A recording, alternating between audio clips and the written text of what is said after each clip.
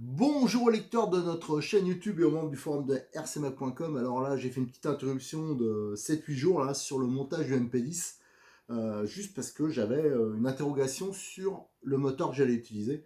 Donc là, on va réattaquer avec la 14e vidéo à son montage. Donc là, ce qu'il nous reste à faire, on avait monté, on a essayé de faire une installation la plus propre possible pour la radio. Donc il reste à la monter sur le châssis. Et après, il y a le réservoir à installer, les duriques, bien sûr, tout ça, et le moteur. Alors, pour le moteur, alors, allez, on va mettre le MP10 de côté. Voilà. J'ai longtemps hésité, c'est ça qui m'a fait, on va dire, perdre du temps. C'est que j'ai hésité à me prendre un moteur neuf. Alors, je voulais prendre un moteur Optima au début. Après, j'ai dit, tiens, c'est l'occasion d'essayer.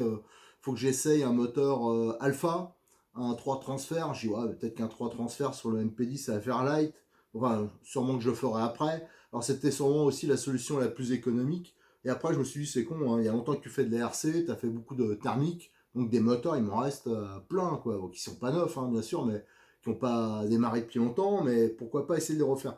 Et notamment, alors je vous le dis tout de suite, c'est absolument pas normalement adapté au tout-terrain, mais j'ai ces moteurs, ça serait con de plus les utiliser. J'ai des moteurs pistes, faits pour des voitures de piste, donc c'est des moteurs avec des petites culasses. Bon, ça c'est pas grave, dans mon stock j'ai des grosses culasses. Bien sûr, les coudes d'échappement c'est plus les bons, mais les résonateurs, même s'ils sont pas hyper adaptés, j'ai des coudes, on va se débrouiller. Et la plus grosse difficulté, c'est vrai que c'est des carbus souvent qui sont beaucoup plus gros en diamètre. Alors comme c'est des moteurs très anciens, ils ont une vingtaine d'années certains là, mais donc le diamètre de la buse, souvent c'était pas réglable, donc c'est du 9 mm. Donc en TT ça va être un peu chaud, je vais voir si je peux adapter autre chose. Donc et surtout, faut jouer à l'état. Alors je le dis tout de suite, c'est des moteurs, c'est des JP Racing hein, de l'époque où, vous voyez, là c'est monté là, avec le filtre à air pour la piste. Là c'était sur une classique, c'était monté une GTDU. La dernière fois que j'ai installé ces moteurs, j'ai tout préparé.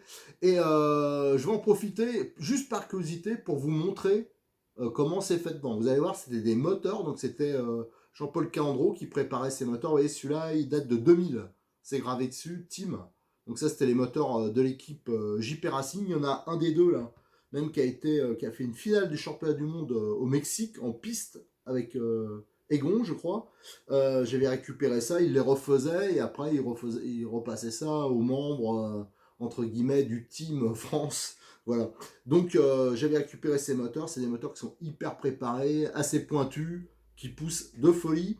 Donc ça va bien sur une piste, mais sur un TT, il va falloir bien la tenir la voiture, je vous le dis, hein, ça va être chaud. Mais allez, on va monter ça, c'est histoire de les utiliser. Alors par curiosité, hein, donc on va commencer par monter, on va continuer le montage par, ça va être rapide, monter la platine radio. Et après, je vous ferai, j'ai un petit truc à vous montrer aussi au niveau des amortisseurs. J'ai trouvé les petits soufflets. Si vous avez regardé les vidéos, je n'ai pas utilisé les soufflets d'origine.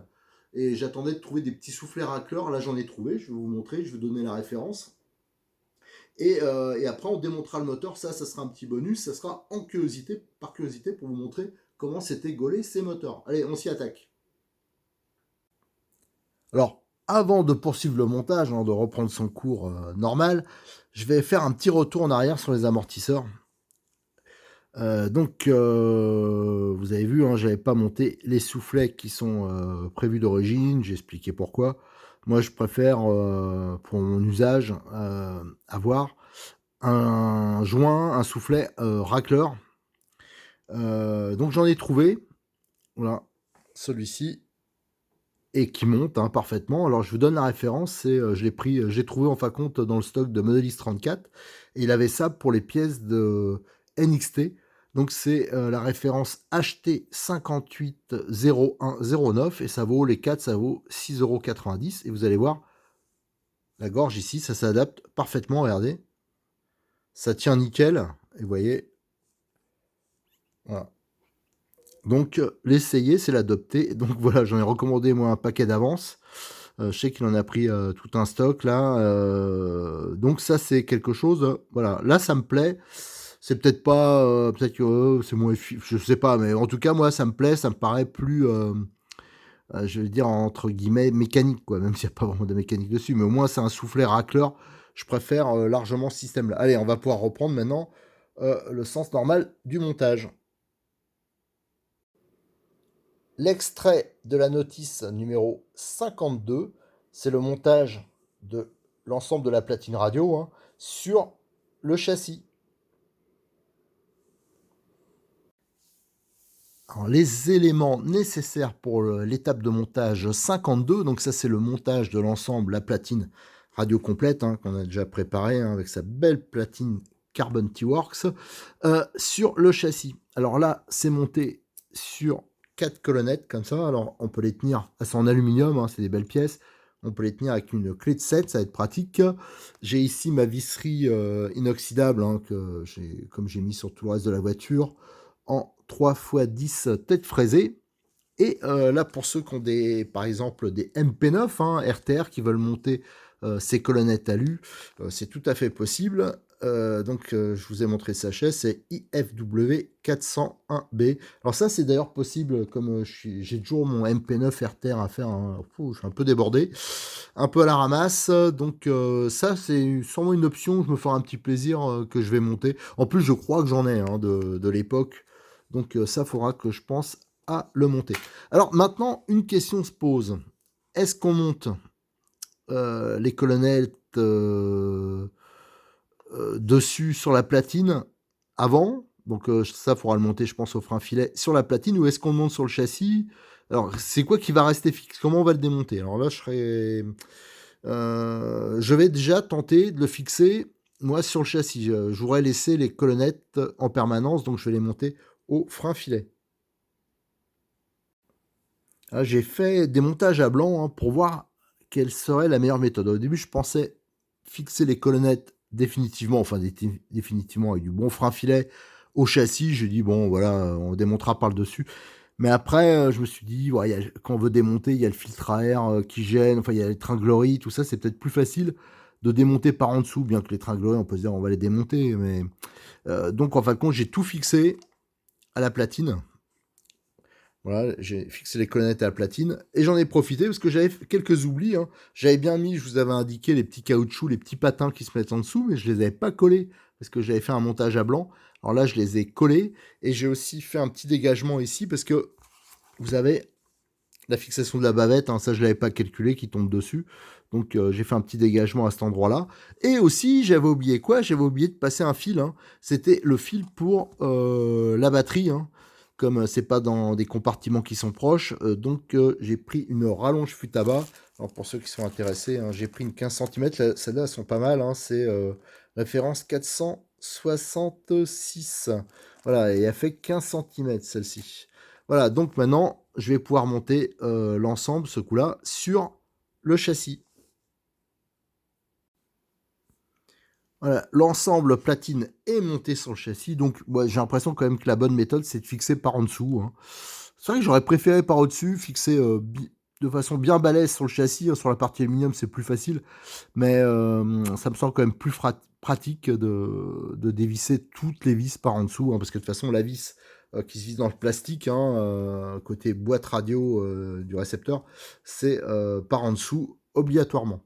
Allez, maintenant, on va pouvoir passer aux étapes suivantes. Hein, ça veut dire l'étape 53 et 54. Alors ça, c'est le montage du réservoir et de toutes les durites. Alors ça, j'hésite un peu. Je pense que je suis pas sûr que je vais exactement faire comme ça parce que si je monte le réservoir, déjà pour moi, pour faire les photos, une fois que le moteur sera en place, de l'entredent, tout ça, ça va être un peu compliqué. Alors peut-être que je vais monter au moins les colonnettes, mais on montera pas le réservoir. On va voir. On va déjà s'attaquer à cette étape de montage.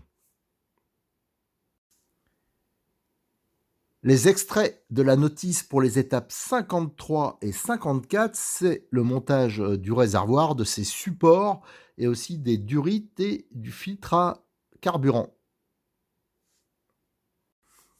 Alors j'ai réuni là éléments nécessaires hein, pour le montage des étapes 53 et 54. Hein, donc c'est le montage. Ah, si j'ai oublié quelque chose, je la mets là, je la mets là, je la mets ici. La durite, bien sûr. Donc là, c'est le montage du réservoir, de ses supports et du filtre à essence. On l'avait déjà mis en place, mais on va revoir ça quand même. Des fixations pour les durites et bien sûr de la durite. Alors ça, je vais juste faire le montage des plots sur le châssis, parce que pour le reste, je le ferai à la fin. Voilà, moi je préfère le faire à la fin. Là, je trouve que c'est pas dans le bon ordre. Je préfère monter le moteur, mettre en place le résonateur, tout ça, parce que de toute façon, même si je monte le réservoir maintenant, à mon avis, il faudra que je le redémonte. Donc ça sert à rien. Alors par contre, on va détailler. Hein. Déjà le réservoir qui a, vous voyez, ce qui est pas mal, et ça c'est une évolution hein, qui est pas récente, hein, mais les réservoirs Kyosho, ils ont quand même bien évolué. Alors depuis le début, quasiment, ils ont ce système de récupération du carburant. Vous voyez ici, il y a comme une gouttière hein, tout autour. Il y a la protection qui est intégrée. Hein, ça, c'est pour éviter que ça aille sur les plaquettes de frein, notamment. Et le surplus d'essence, il est censé s'évacuer, on va voir, sous le châssis. Voilà, donc là, il y a le support. Hein, voilà, ici, qui est percé. Et il y a un trou dans le châssis qui correspond. Et donc, le surplus, il est censé s'évacuer en dessous. Voilà, ça se monte comme ça, finalement. Voilà. Donc c'est pas mal. De toute façon, c'est un bon réservoir, le réservoir Kyosho. Il y a la tirette qui est intégrée maintenant, ça c'est un bon point. Donc bien sûr, de la pressurisation est sur le bouchon. Voilà, ils sont étanches. Il y a normalement, je regarde, hein, je vérifie parce que moi il y a longtemps que j'ai pas eu un réservoir moderne comme ça entre guillemets. Non mais ouais, il doit avoir. J'arrive pas à ouvrir assez, je veux pas trop forcer, mais normalement il y a un filtre qui est intégré. Hein, ils ont tout ça. Le filtre à essence, ça, on l'avait déjà monté sur la transmission centrale. Hein. Vous vous rappelez, au niveau de la platine pour les freins, il y avait une fixation qui était prévue. Donc, et le filtre, il est livré d'origine. Alors là, je l'ai ouvert. Hein, c'est un très très bon filtre, le filtre Kyosho. Il est cher, mais il est bien. Moi, j'en ai depuis des lustres. Vous voyez, vous avez la petite grille, le joint torique. Et je vous redonne voilà, la référence, un 1876. Ça, c'est quand on le veut en pièces détachées et qu'on veut le monter sur notre voiture. Et vous voyez, il est livré avec son petit support. Donc ça, c'est très bien. Ici, on a la durite. Alors, je pense que c'est du 2/5. Hein, parce que je l'ai comparé à une autre durite, parce que j'hésite à monter de la durite transparente ou celle d'origine. Je vais voir. Et vous voyez, le diamètre, là, il est beaucoup plus gros. Voilà, donc, mais c'est de la très bonne durite. Donc là, je rappelle, on a les fixations du réservoir. Il y en a une, on peut la monter, c'est hexagonal avec une clé de 8. On a ici, hop, je les mets là. Ça, c'est pour fixer les durites ensemble. Hein. Donc ça, c'est pratique hein, pour faire un montage propre. Alors je verrai si je vais pas mettre des fixations de ce côté. Moi, j'avais tendance sur les Kyosho, je vais voir comment ça se passe là, à coller ici des fixations pour les durites et de les mettre le long. On va voir. Ici, vous avez les petits caoutchoucs. On les avait déjà vus pour la boîte radio. Je crois pour le récepteur. Ils se mettent en dessous. C'est les petits caoutchoucs amortisseurs. Et ils se mettent ici. Donc, il va falloir les coller là. Ça, on va le faire. Qu'est-ce qu'on a encore? On a les silent blocks voilà, qui se mettent ici. Alors, faites attention quand vous les mettez de ne pas les massacrer. Hein, parce que c'est un tout petit peu dur à monter. Voilà, là j'avais un autre réservoir comme je monte deux voitures en parallèle. Là, c'est déjà monté, vous voyez, ça va nickel. Ensuite, on a bien sûr tout ce qui est fixation du réservoir. Alors moi, la fixation d'origine, c'est des vis tête bombée. Alors comme d'habitude, moi j'ai changé, j'ai mis mes vis inoxydables. Mais j'ai aussi, voilà, j'ai pris des têtes cylindriques parce que l'empreinte est plus profonde, donc c'est plus sécurisant. Et pour faire joli, avoir un meilleur appui, j'ai pris des rondelles de 3 cuvettes pour vis TC. Voilà. Alors moi, je les ai pris en noir, mais ça existe dans plein de couleurs. Ouais, donc comme ça s'encastre bien dedans, ça fera plus joli. Voilà, quand je vais monter ici. Moi, je préfère avoir une fixation un peu assurée, voilà. Et si on a que ça intéresse, je vous donne la référence. Hein, c'est chez Cyril de Modis 34, toujours. Donc il l'a en rouge, en noir, en violet, en tout ce que vous voulez. Et là, pour le noir, c'est 1576. Mais par exemple, si vous voulez du rouge, c'est 1575. Voilà, c'est des pochettes de 8, je crois. Voilà, ça, j'ai tendance à en monter pas mal sur les voitures. Moi, j'aime bien. Déjà, l'appui, il y a un meilleur appui. Et en plus, c'est joli. Bon, des fois, il faut faire...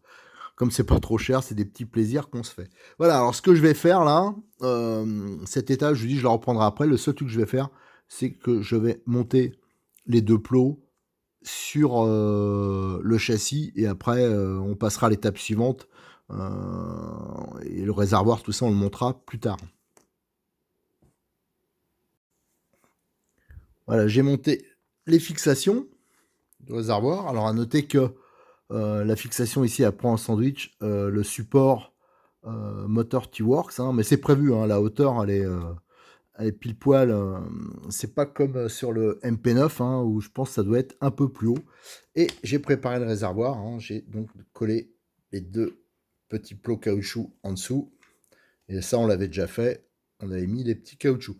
Allez, maintenant, on va pouvoir passer aux étapes suivantes, hein. Là, ça va être le montage du moteur sur le châssis. Les extraits de la notice numéro 55 et 56, c'est le montage de l'embrayage et des supports moteurs. Alors pour cette étape 55, donc le montage du volant d'embrayage et les maslottes, il y a pas mal de choses à dire. Alors déjà, je vais équiper deux moteurs, hein, parce que comme il y a longtemps que j'ai du Kyosho, j'ai pas mal de pièces compatibles avec l'embrayage. Et au niveau du moteur, donc j'avais prévu de monter, je voulais pas partir sur un moteur neuf, hein, prendre un moteur, là ça faisait encore des frais, mais c'est vrai que comme je suis collectionneur de moteurs anciens ou de moteurs un peu originaux, j'avais un moteur que j'avais jamais utilisé, c'est le BP Racing. Alors je vais monter celui-là. Alors ça, vous en verrez pas beaucoup des moteurs comme ça. C'est une marque italienne qui s'est fait notamment connaître par pas mal d'accessoires, mais aussi parce qu'à un moment, ils ont produit des moteurs qui sont, alors là, c'est des vrais collectors. Le carter, il était pas moulé, il était usiné dans la masse, quoi. Et en plus, je crois que le cylindre était orientable. Enfin, c'est des moteurs souvent assez originaux. Alors, c'est un beau moteur, hein. Je crois que vous trouverez les photos sur RC Mag. J'avais fait la présentation. Il y a la petite patte rouge, l'équilibrage. Mais bon, c'est bien sûr une marque qui a été très peu utilisée. Allez, on va faire péter celui-là. Et par la suite, le deuxième moteur que je vais monter, c'est mon fameux JP Racing. Alors, j'en ai trois comme ça. Ça, c'est le plus simple, hein. Donc, c'est un 2002. Vous voyez, il a déjà 19 ans maintenant, ce moteur. Et les caractéristiques, je vais en profiter pour vous montrer. Alors, on va faire un peu d'histoire de la RC. Vous voyez, les moteurs, vous avez maintenant tous les moteurs quasiment. Il y a la fameuse petite patte rouge là, qui favorise l'écoulement du mélange. Mais qui est-ce qui a inventé ça, hein? Le premier qui a vraiment utilisé ça en quantité, c'est JP Racing, hein. Donc c'est français. Cocorico, les préparations qui étaient sur base Nova. Mais avant, il a fait des préparations sur base Pico, sur base OPS. Ça a été un des premiers aussi, ou le premier, je crois, en quantité à faire des équilibrages, hein. Là, on voit les deux masses d'équilibrage ici, les virgules. Enfin, les traitements, le traitement black, le fameux, voilà, c'est pour ça que ces moteurs, on appelait ça des JP Black. C'est le premier qui a fait ça, des traitements, que ce soit du carter, Bouchon, Villebrequin, tout ça, qui a fait les traitements hard black. Donc ça a amélioré la dureté, aussi pareil, le refroidissement, hein, sur le carter. Voilà, donc JP Racing, hein, Jean-Paul Calandro, qui a beaucoup fait. Voilà, c'était le sorcier des moteurs, hein. Il a fait, surtout pour la piste, faut bien avouer, ça c'est un moteur de piste, hein. Et donc c'est le premier aussi qui a fait, alors vous voyez, même le bouchon était préparé. Et au niveau des chemises, alors ça c'est pourtant c'est un de base, hein. Vous voyez, il y a des trous partout, c'est... regardez, il est travaillé de partout ce moteur. Alors je vous en montrerai, hein, à l'occasion, j'en ai, mais alors c'est beaucoup plus travaillé que ça. Et c'est des moteurs, ça dépote grave, hein. Voilà, c'est le premier aussi à avoir fait les petits boosters là, au niveau de l'échappement. Enfin bon, il a beaucoup fait pour l'évolution des moteurs thermiques. Alors, la plupart du temps, hein, je vous dis, les dernières générations, c'était sur une base Nova Rossi, une marque qui vient de disparaître. Et il paraît que, il se dit que, là, on a vu des photos avec Colari notamment, que ça pourrait être repris. On va suivre ça. Alors, hop, le moteur, on met de côté. Là, pour l'instant, on va le monter sur le moteur BP. Alors, le volant 3 points de chez Kyosho. Alors, l'embrayage Kyosho, il a très très bonne réputation. Alors, pour rappel, pour ceux qui voudraient mettre autre chose, hein, par exemple, de temps en temps, il y en a qui mettent euh, des embrayages Optima. C'est donc du 32 mm. Alors, faites attention, hein, c'est pas standard, hein. Il y a des volants, je crois, en 34, en 32. Donc, pour le Kyosho, c'est du 32. Pour les ressorts d'embrayage, c'est du 1 mm. Alors, donc, c'est la référence IFW 53. Donc quand vous avez besoin de ressort de rechange, donc c'est les 1 mm. Mais il existe, si on veut un embrayage un peu plus souple, hop, magie, IFW53S, là c'est des échos 0,90. Et si on veut que l'embrayage y colle plus tard, IFW53H, là c'est du 1,10. Mais bon, je pense que la plupart des pilotes, ils utilisent le 1. Alors pareil, pour les maslottes, quand on a besoin de changer les maslottes, alors ça faites attention, c'est assez cher, hein.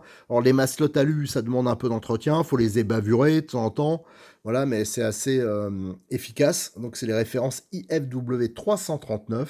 Mais il est possible aussi, hop hop, voilà, de mettre les maslottes entre guillemets ancienne génération, IFW52B.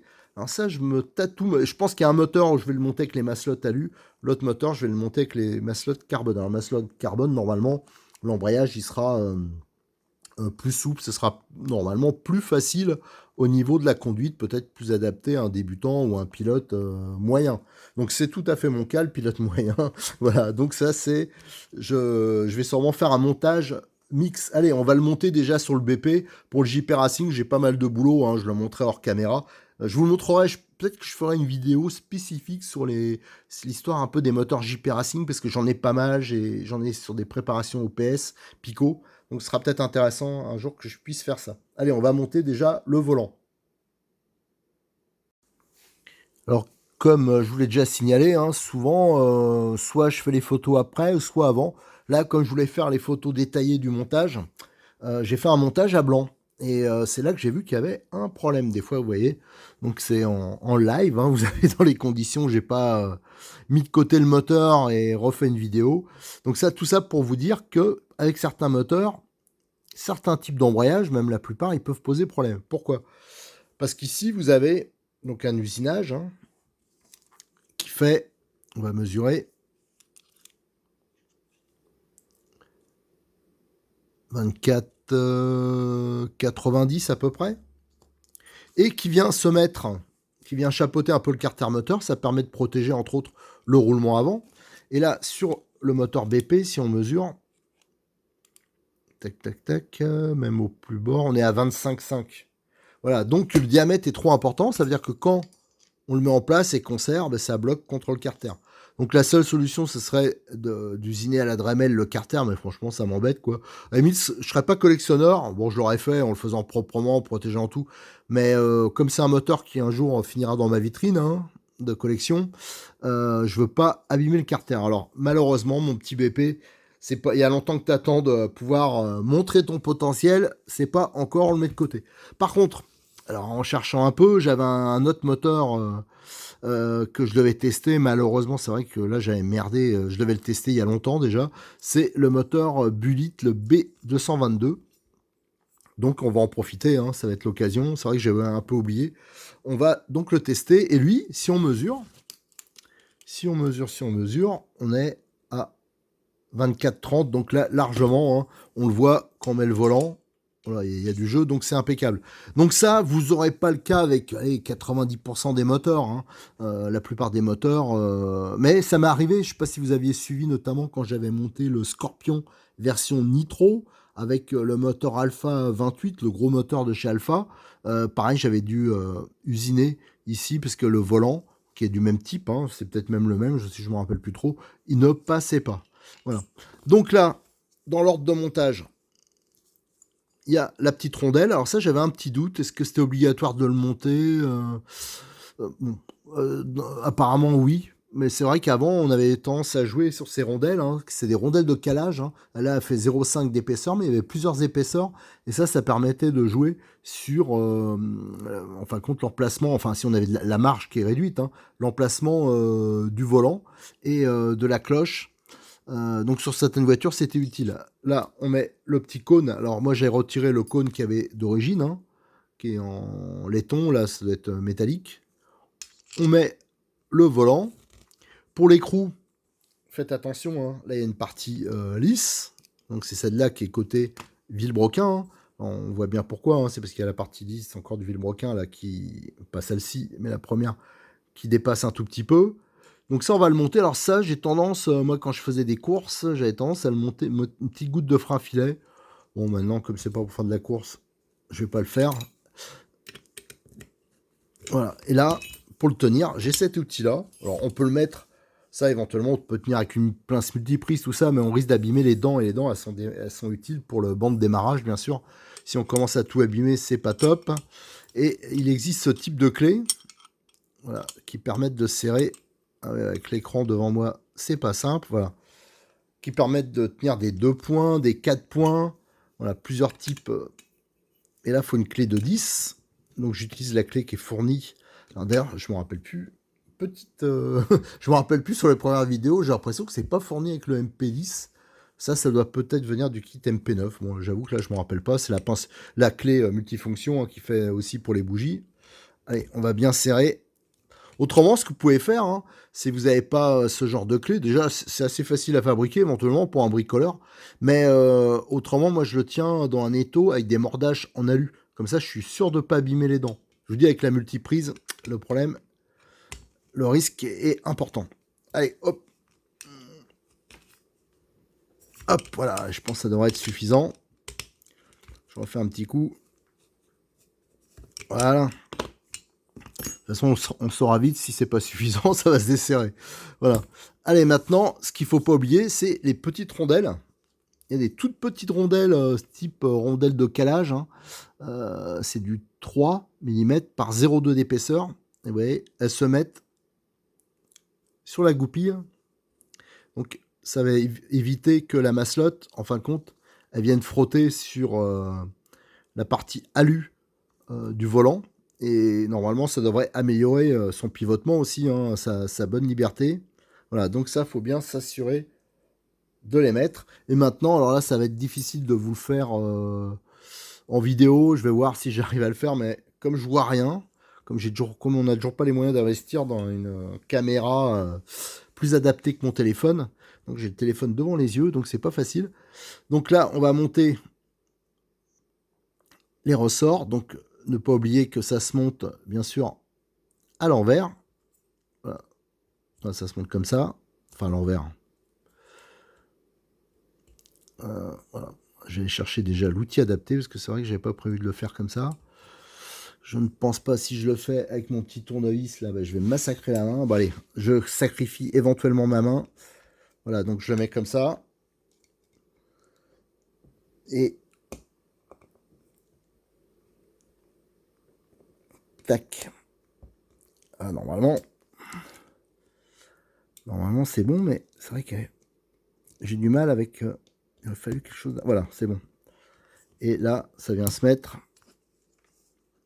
Voilà, nickel. Voilà, donc il reste plus qu'à faire les deux autres et ça sera nickel. Donc surtout, ne vous trompez pas dans le sens de montage. Ça se monte comme ça.